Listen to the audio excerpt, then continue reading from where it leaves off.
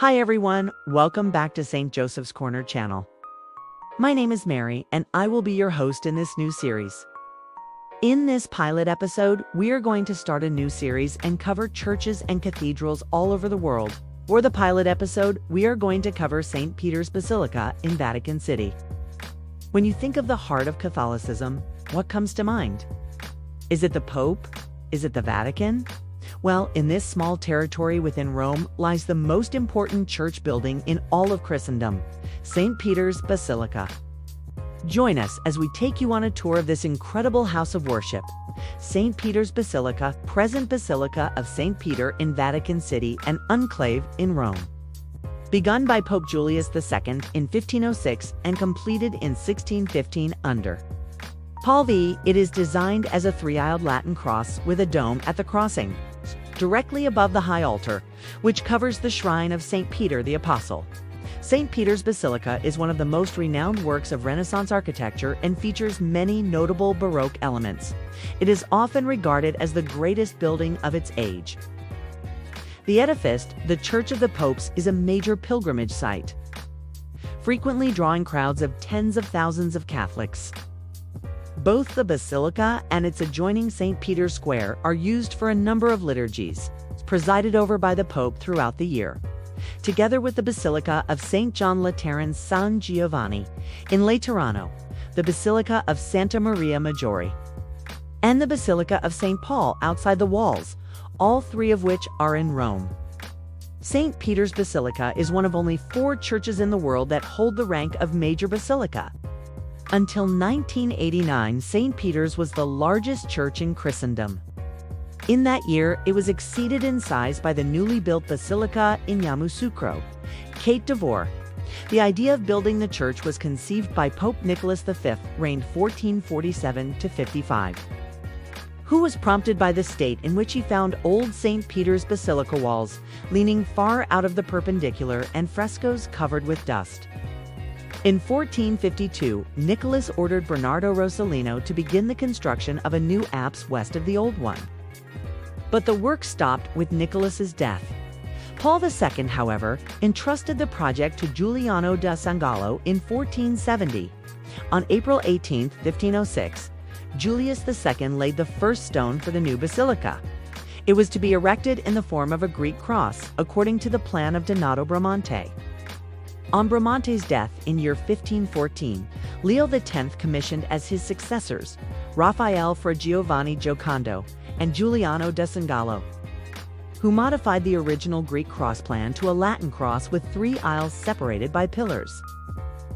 The architects after Raphael's death in 1520 were Antonio da Sangallo the Elder, Baldassare Peruzzi, and Andrea Sansovino. After the sack of Rome in 1527, Paul III entrusted the undertaking to Antonio da Sangallo the Younger, who returned to Bramante's plan and erected a dividing wall between the area for the new basilica and the eastern part of the old one, which was still in use. On Sangallo's death in year 1546, Paul III commissioned the aged Michelangelo as chief architect, a post he held under Julius III and Pius IV.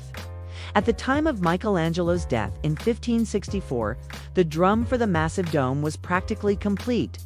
He was succeeded by Piero Ligorio and Giacomo da Vignola. Gregory XIII, 1572–85, placed Giacomo della Porte in charge of the work. The dome, modified from Michelangelo's design, was finally completed at the insistence of Sixtus V, 1585–90. And Gregory XIV, 1590–91, ordered the erection of the lantern above it. Clement VIII, 1592–1605, demolished the apse of Old St. Peter's and erected the new high altar over the altar of Calixtus II. Paul V adopted Carlo Maderno's plan, giving the basilica the form of a Latin cross by extending the nave to the east, thus completing the 615-foot, 187-meter-long main structure. Maderno also completed the facade of St. Peter's and added an extra bay on each end to support campaniles. Although Maderno left designs for these campaniles, only one was built, and that was of a different design, executed by Gian Lorenzo Bernini in 1637.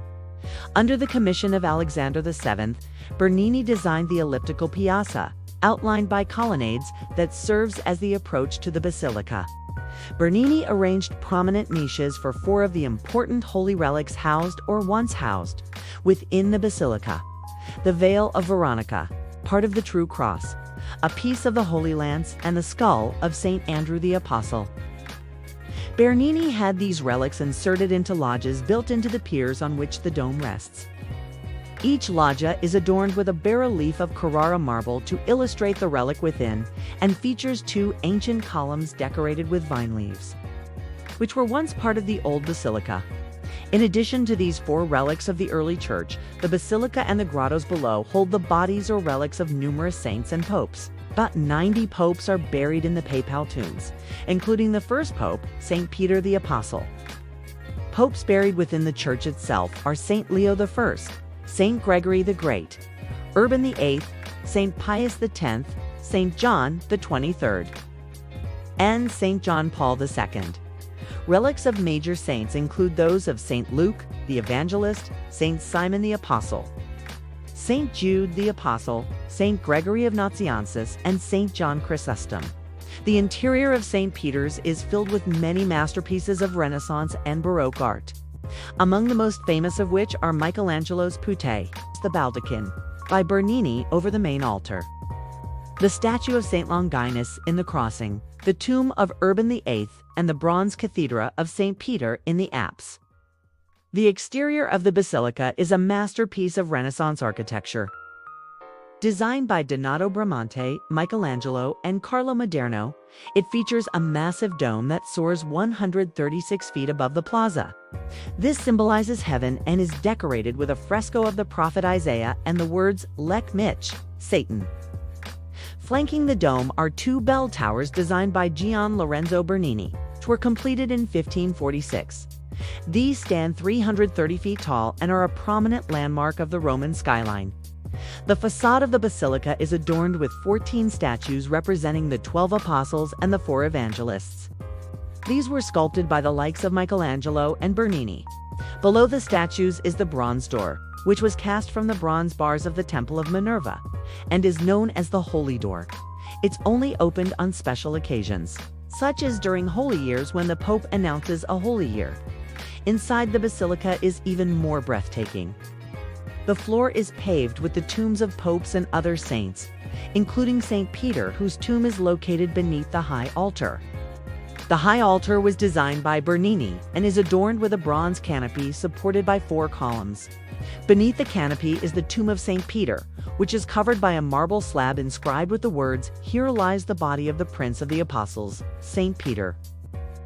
Above the altar is a painting of the Last Judgment by Michelangelo, which covers the entire back wall of the basilica. This massive fresco is considered to be one of Michelangelo's greatest works and depicts the second coming of Christ and the resurrection of the dead. Other famous artworks in the basilica include Michelangelo's, which is a marble sculpture depicting the Virgin Mary cradling the dead Christ. It's located in a chapel on the left side of the basilica, and is one of the few works of art signed by Michelangelo. The bronze statue of St. Peter in the square in front of the basilica was created by Florentine sculptor Arnolfo di Cambio around 1277. Legend has it that when Cambio finished the statue, he was so pleased with his work that he melted down his tools and cast them into the cloak of the statue. Visitors can still see these tools, which are said to be miraculous. One of the most interesting parts of the basilica is the confession, which is the area below the dome where St. Peter is buried. It's accessible by a spiral staircase in the right transept and contains a small chapel with a bronze canopy over the tomb. The confession is also known as the grotto because of the grotto-like atmosphere created by the dim lighting, and the fact that visitors can only enter through a narrow opening. In addition to its religious significance, St. Peter's Basilica is also an architectural marvel. The interior is 58 feet high and 197 feet wide, making it the largest church in the world. The dome is a masterpiece of Renaissance engineering and is considered to be one of the greatest architectural achievements of the 15th century. So if you're a tourist in Rome, don't miss the chance to visit St. Peter's Basilica. But here are some things you need to know before you go. First, it's free to visit the Basilica, but there are some restrictions on what you can bring inside. You can't bring any large bags or backpacks, tripods, cameras with detachable lenses or laser pointers, and you must dress modestly. No shorts, tank tops, or hats are allowed. Also, keep in mind that the Basilica is a working church, so there may be services or other events taking place. Please be respectful and quiet during these times. If you're interested in climbing the dome or the bell towers, you can do so for a fee. The view from the top of the dome is absolutely breathtaking and gives you a new perspective on this magnificent basilica. Just be prepared to climb 551 steps to get there. Thanks for joining us on this pilot episode of Sacred Spaces series. We hope you enjoyed learning more about St. Peter's Basilica and will consider visiting this holy site on your next trip to Rome. Don't forget to subscribe for more episodes of Sacred Spaces. Until then, please like and comment on this video. And remember, you can help us spread the message of interreligious dialogue and understanding by sharing our videos with your friends and family. Thanks for watching, and God bless you always.